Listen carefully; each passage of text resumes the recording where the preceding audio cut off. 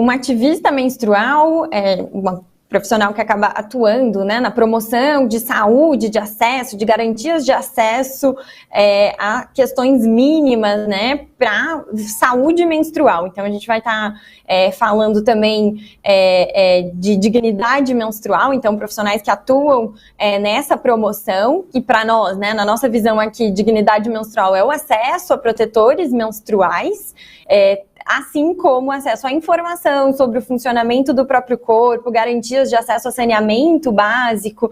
Então, todas as ativistas são essas promotoras que acabam denunciando, que acabam reivindicando esse espaço, essa garantia de acesso à saúde, para que a menstruação não seja um limitante na vida de pessoas que menstruam.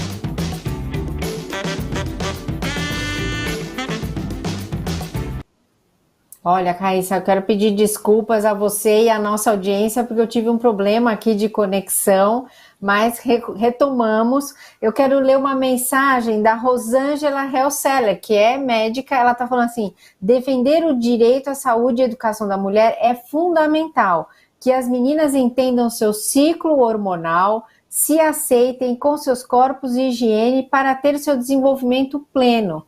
É isso, né? Parece que é uma coisa tão do outro mundo, mas é uma coisa muito básica o que você está pleiteando, né, Raíssa?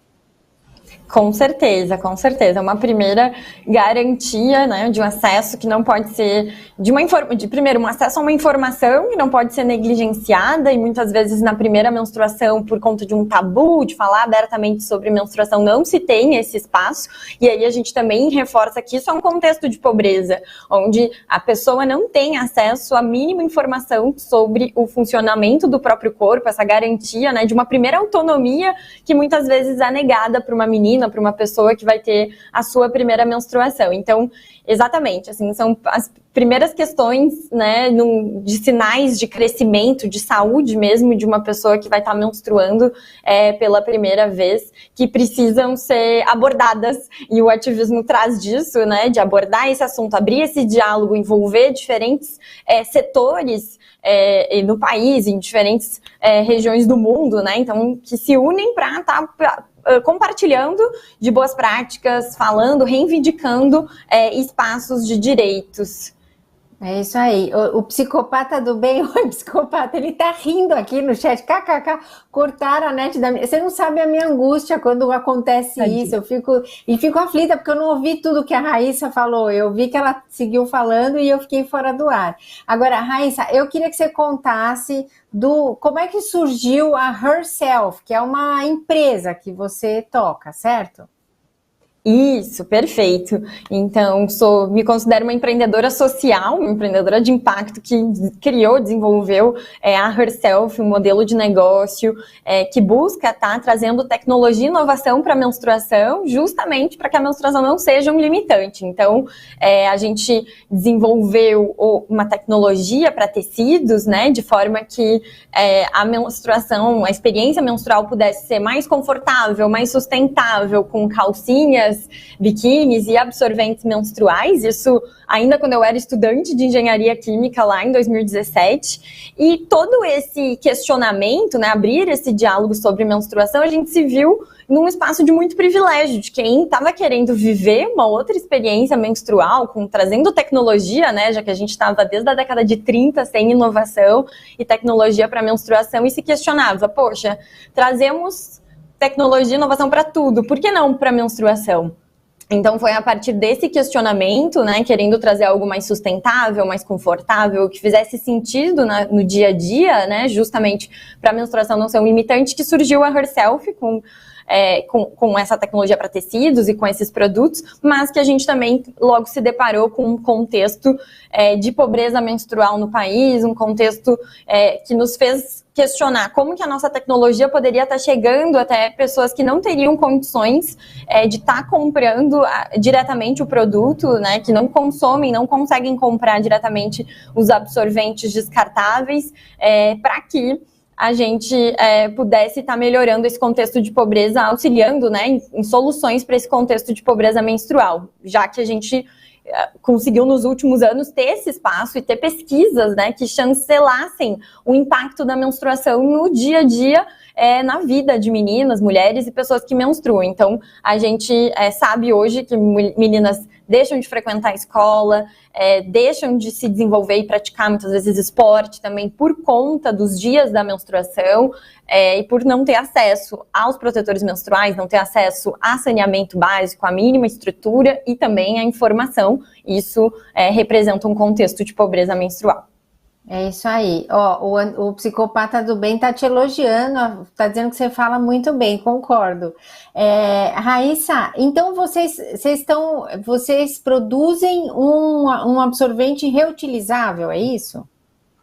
Isso, William. E com uma associação de tecidos, a gente consegue garantir com propriedades específicas. Então, tem um ultra absorvente, tem um antimicrobiano que evita a proliferação de fungos e bactérias. Então, esses tecidos associados num formato de um absorvente ou de uma calcinha, de um biquíni, permite que a pessoa só utilize isso como um protetor menstrual e não tenha que utilizar um absorvente descartável e nenhum outro protetor menstrual.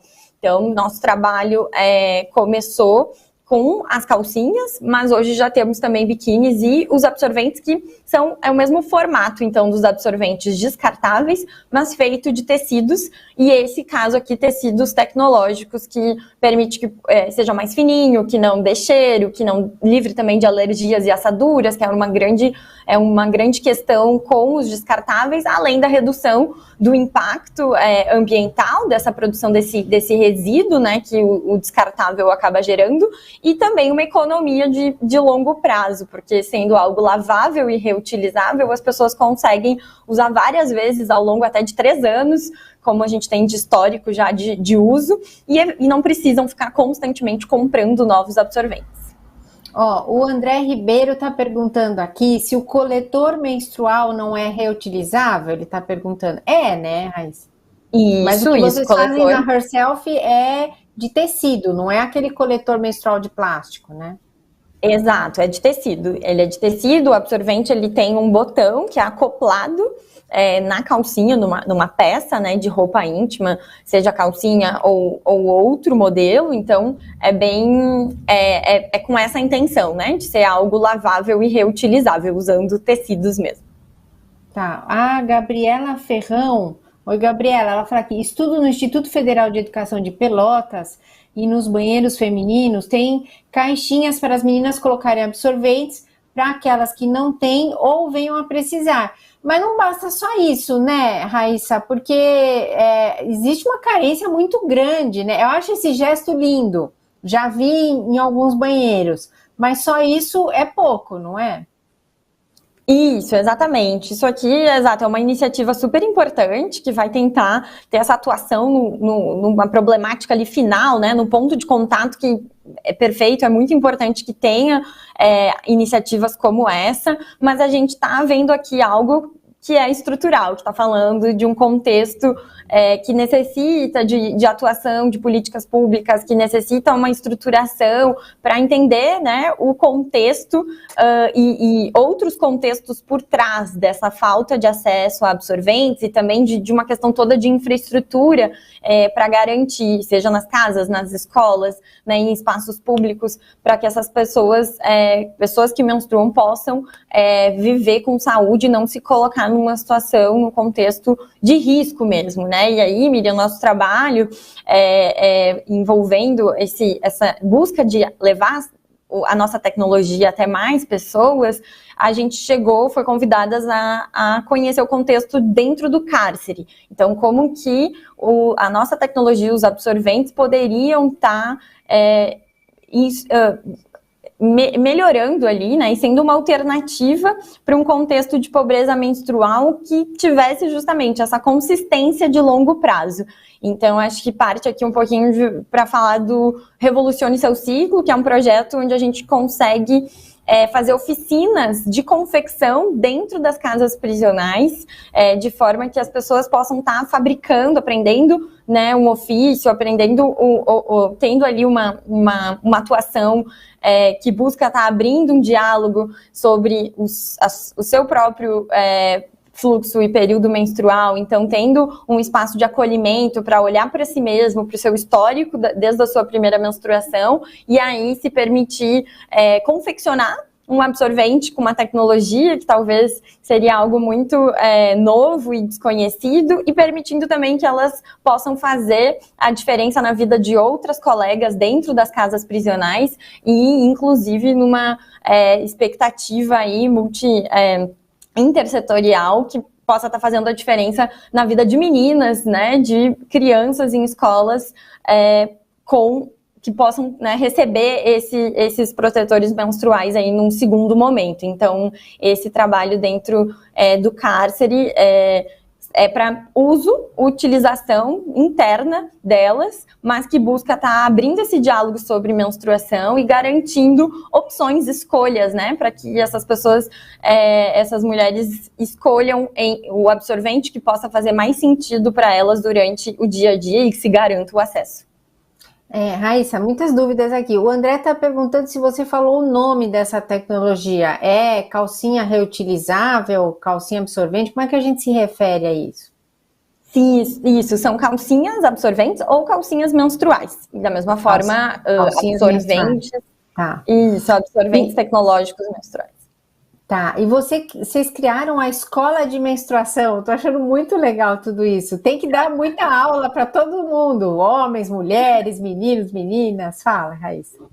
Exato, sim, a Herself junto com a Herself Educacional, então, tem essa atuação de abrir o diálogo, né, sobre menstruação, mas basicamente o eixo da escola da menstruação busca estar promovendo, né, esse diálogo aberto, como a gente está fazendo aqui, com oficinas, com formações, inclusive, né, justamente com essa visão de que a educação menstrual ela vai partir de 4 âmbitos: um âmbito político-social, então da garantia de acesso à saúde, né, e à dignidade menstrual, então isso envolvendo diferentes setores e entendendo isso como uma questão de saúde pública. Vai envolver um âmbito ambiental também, uma questão ambiental, então do impacto dos resíduos e de toda a produção de protetores menstruais e de insumos para menstruação, e vai envolver também um pilar emocional. Então, a história, o contexto emocional e psicológico de cada vivência, né, também precisa ser contemplado.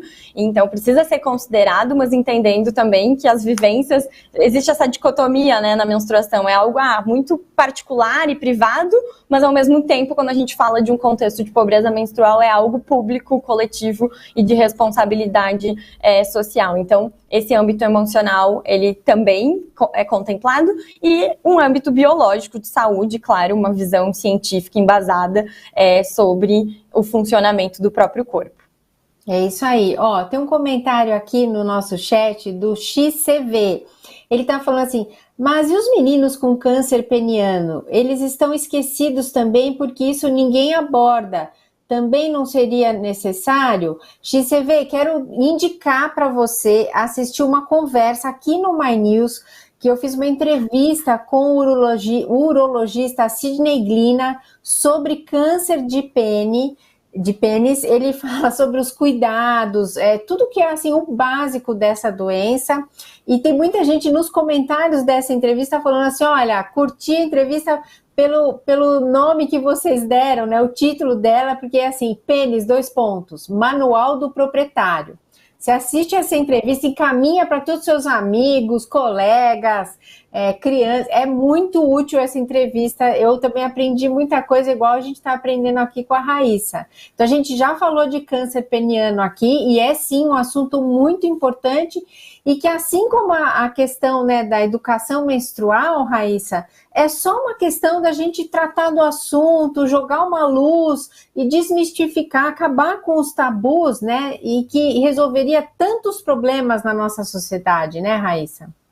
Com certeza, exatamente. Tá aí mais um contexto de tabu que acaba colocando as pessoas em risco, né? E aí a gente tem dados exatos das consequências da falta de informação mesmo, da falta de acesso a essa informação, porque também não é culpa, as pessoas não têm, as crianças muitas vezes, né, que estão aí, não têm acesso a essa informação e não tem opção a não ser que adultos comecem a naturalizar esse assunto e comecem a falar abertamente sobre isso, para que a gente possa estar orientando e sendo também uma referência, né, para essas crianças. Então, acho que aqui a gente já parte desse ponto que todos que vão abrir aqui o diálogo em relação à menstruação já estão fazendo a diferença, para que justamente as próximas gerações possam estar se sentindo mais confortáveis e que essas informações não sejam negligenciadas e cheguem até as pessoas. Tem mais uma última dúvida, a gente já estourou os nossos tempos, mas o pessoal quer saber se esse absorvente que vocês criaram também serviria para mulheres com incontinência urinária. Depende do tamanho da incontinência, né? Exato, para um leve escape acaba sendo super importante, super possível, né? Então, é possível.